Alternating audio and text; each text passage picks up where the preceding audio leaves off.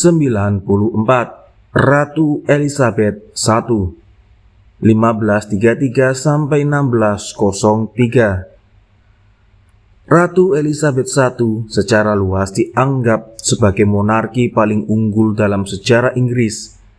Pemerintahannya selama 45 tahun ditandai dengan kemakmuran ekonomi, perkembangan luar biasa, literatur, dan kebangkitan Inggris dengan armada laut terkuat di seluruh dunia. Hidup di masa monarki Inggris tidak sekedar perlambang. Ratu Elizabeth memiliki pengaruh yang tidak kalah penting di masa keemasan Inggris. Elizabeth dilahirkan pada 1533 di Greenwich, Inggris. Ayahnya adalah Raja Henry VIII yang mengusung reformasi di Inggris. Ibunya adalah Anne Boleyn, istri kedua Henry. Anne dihukum pancung pada 1536, dan beberapa bulan kemudian parlemen menyalahkan Elizabeth yang pada saat itu berusia 3 tahun sebagai anak haram.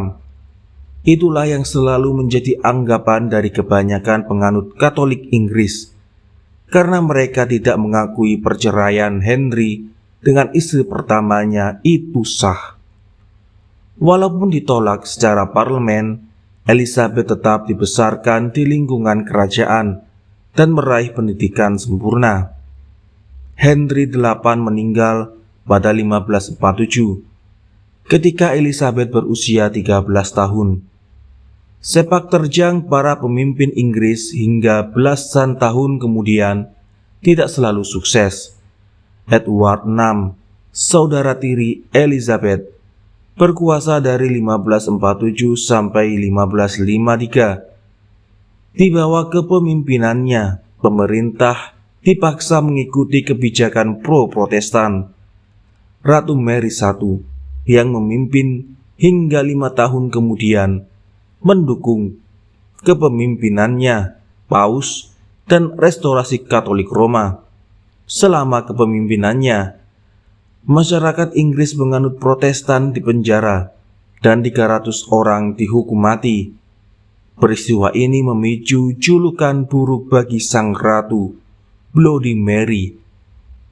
Elizabeth sendiri ditangkap dan dikirim ke Menara London, walaupun kemudian dia dibebaskan. Hidupnya senantiasa berada di dalam bahaya. Ketika Mary meninggal tahun 1558 dan kemudian Elizabeth mengambil tahta di usia 25 tahun, masyarakat Inggris pun menyambut gembira. Banyak masalah yang harus dihadapi sang ratu muda: perang dengan Perancis, kerenggangan hubungan dengan Skotlandia dan Spanyol, keadaan finansial pemerintah, dan yang melatar belakangi itu semua, perpecahan divisi agama di dalam Inggris.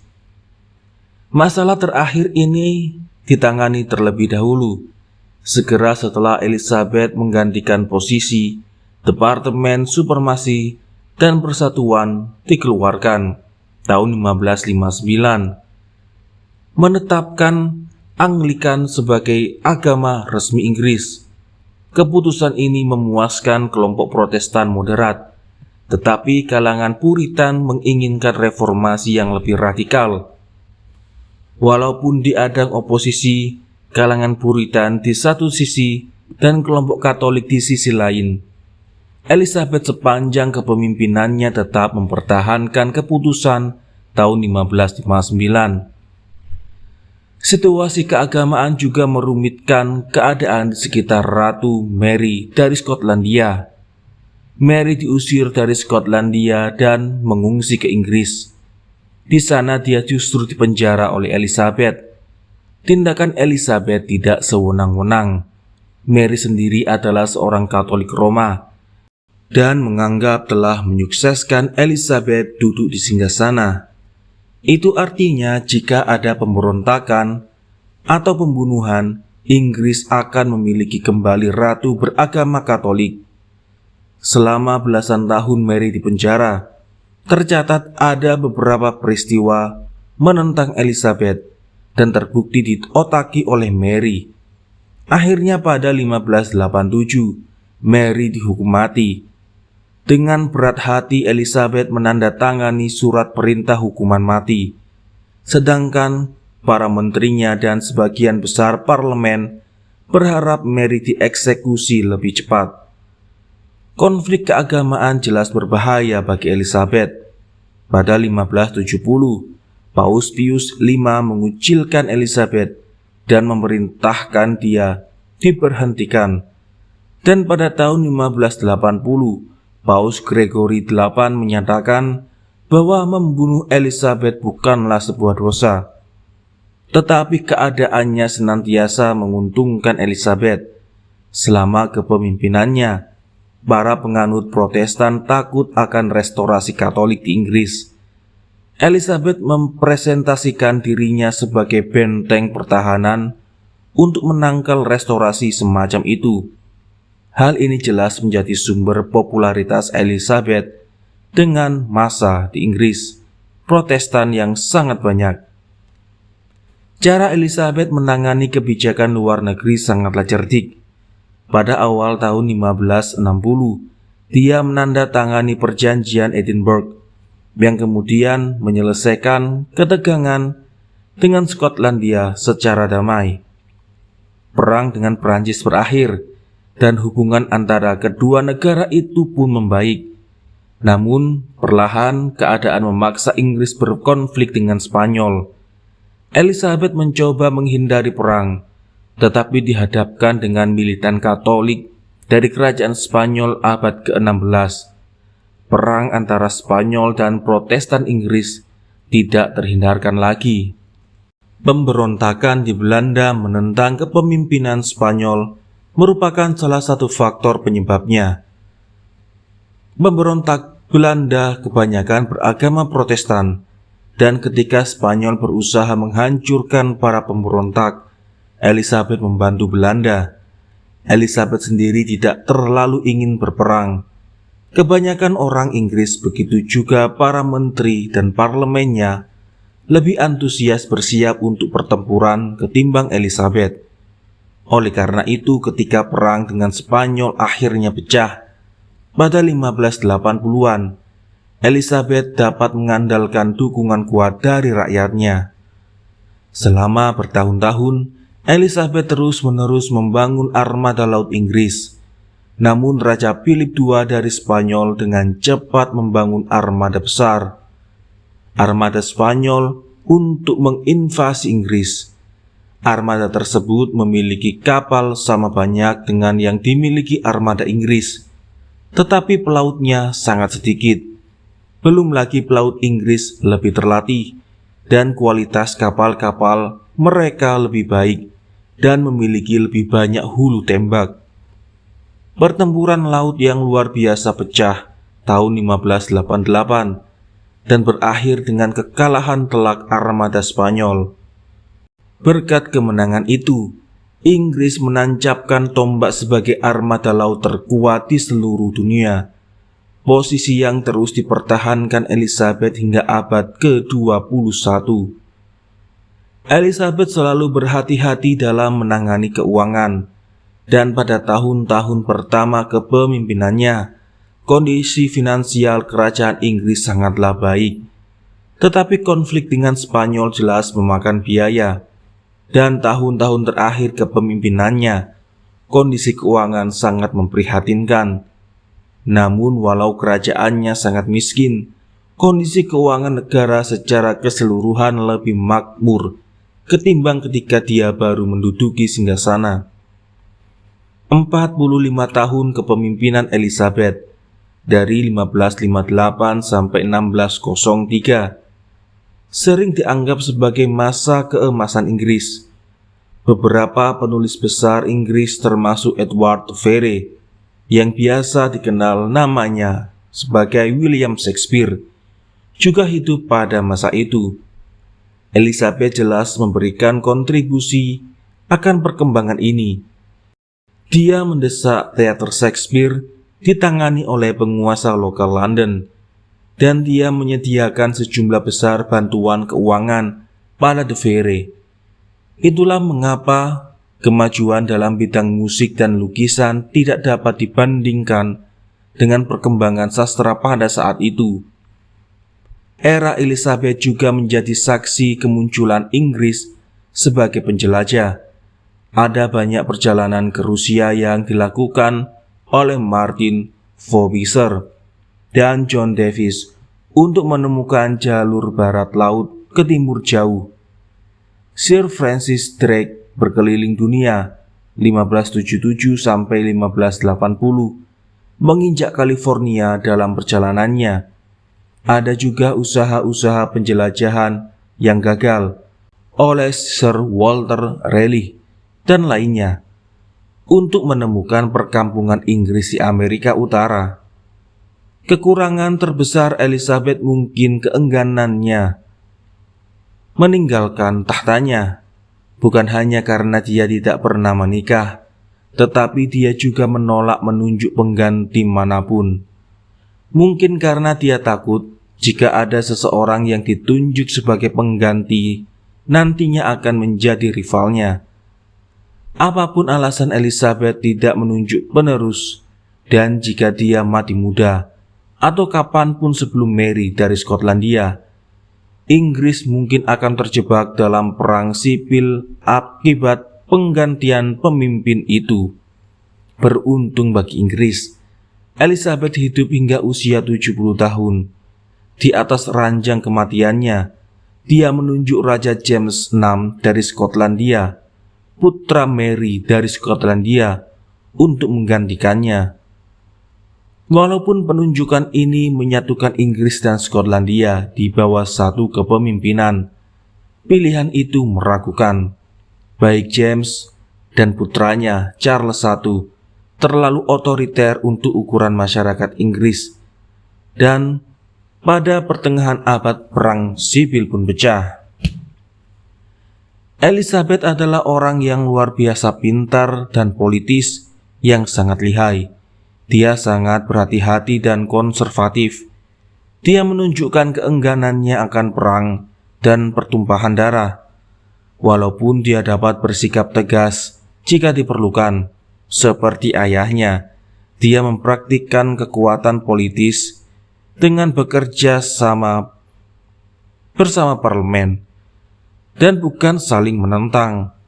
Dia tidak pernah menikah, dan sepertinya dia tetap menjaga keperawanannya karena terkenal sangat tegas.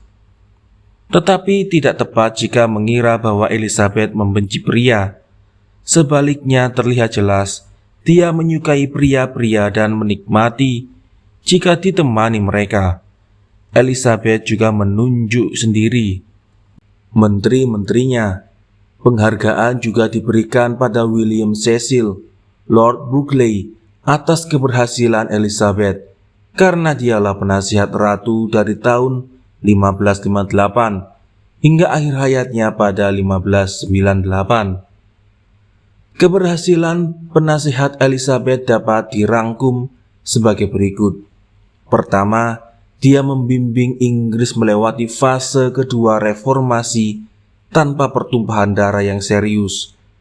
Perlawanan dengan Jerman yang ketika perang 30 tahun 1618 sampai 1648 menewaskan lebih dari 25% rakyatnya. Dengan perlahan-lahan pulihnya dendam agama antara Katolik Inggris dan Protestan Inggris, Elizabeth berhasil mempertahankan kesatuan negaranya. Kedua, kepemimpinannya. Selama 45 tahun masa Elizabeth pada umumnya dianggap sebagai masa keemasan salah satu bangsa besar dunia. Ketiga, pada kepemimpinannya lah Inggris berdiri sebagai kekuatan terbesar, posisi yang terus disandang selama berabad-abad kemudian. Elizabeth jelas merupakan anomali dalam daftar ini. Pada dasarnya buku ini merupakan daftar para pencipta hebat, orang yang memperkenalkan ide-ide baru atau perubahan-perubahan dalam kebijakan. Elizabeth bukanlah seorang inovator, dan kebijakan-kebijakannya pada umumnya sangat berhati-hati dan konservatif. Dengan kata lain, lebih banyak progres terjadi pada kepemimpinannya ketimbang dipimpin oleh kebanyakan pemimpin yang justru berusaha lebih progresif. Elizabeth tidak berusaha menangani langsung masalah, menyebabkan yang terikat dengan otoritas parlemen dan monarki, tetapi cukup dengan menghindari menjadi ratu lalim. Dia mungkin lebih membantu perkembangan demokrasi Inggris ketimbang jika dia mengumumkan konstitusi yang demokratis. Elizabeth tidak mencari kejayaan militer. Dia juga tidak tertarik membangun kerajaan yang besar. Tentu saja, di bawah Elizabeth, Inggris tidak memiliki kerajaan. Namun dia membuat Inggris sebagai armada terkuat di dunia dan membangun fondasi kerajaan besar Inggris kemudian. Bagaimanapun juga, kekuasaan besar Inggris di luar negeri dicapai setelah kematian Elizabeth. Bahkan sebagian besar jauh setelah kematiannya.